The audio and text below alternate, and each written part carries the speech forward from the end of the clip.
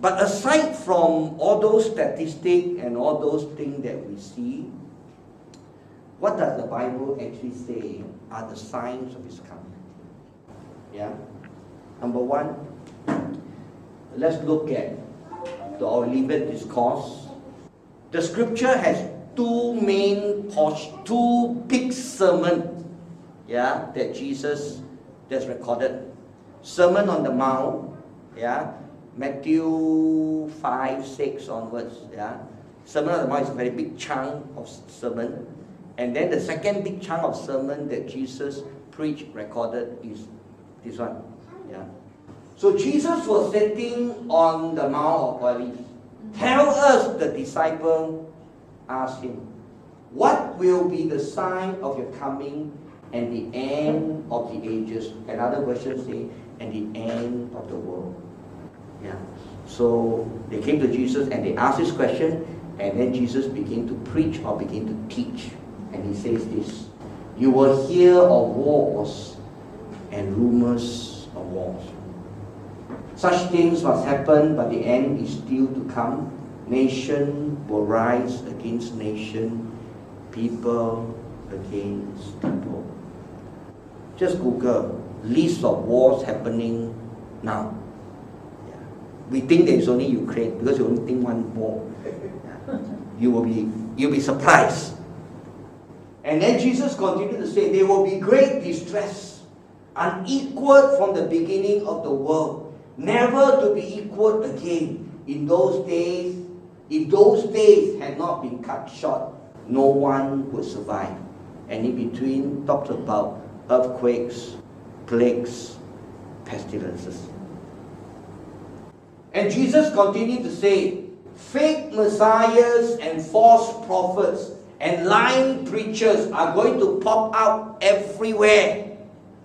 Impressive credential, bewitching performances, deceiving many, even the elect. And really, this pandemic has caused many people to turn on YouTube and to watch what's happening outside the church. Am I right or not? Yeah. Yeah. You're right, Daniel. Very good. Yes, seriously. I think I wonder whether anybody has made a research of the exposure to sensational preaching. How many percent has increased because of the pandemic that forced people to begin to turn to YouTube over the last 2 years? One of the things I took note of was the US election. And one of the things I took note of is that dozens of prophets who keep on saying that Trump will win, Trump will win, Trump will win, Trump will win. Are these prophets, false prophets, still saying things? Yes, they are. Yeah.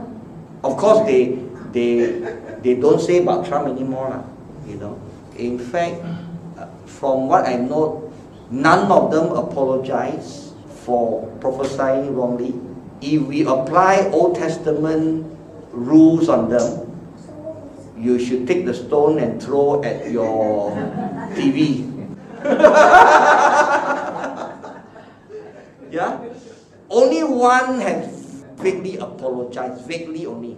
And we are talking about false prophets from Australia up to Korea, up to Africa, up to US, up to Latin America. Different people all saying all kind of things.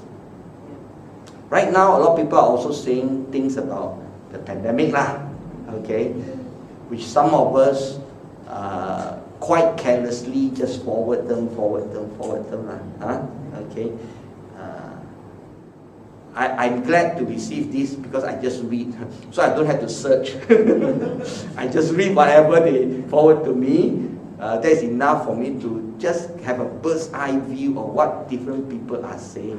Even this Ukraine war, yeah, They are saying that, what's the name of our Ukraine Prime Minister? Zelensky. They say this Zelensky is actually a Jew, you know. So that we should pray. I think it's true lah. He's a Jew lah. So we must support Ukraine. Then another person said, you know how corrupted Ukraine is. You know the prostitution in Ukraine. God is using Putin to exercise judgment on Ukraine. And what you mean God used Putin? You know, Putin, you look carefully, I got two horns up here, you know.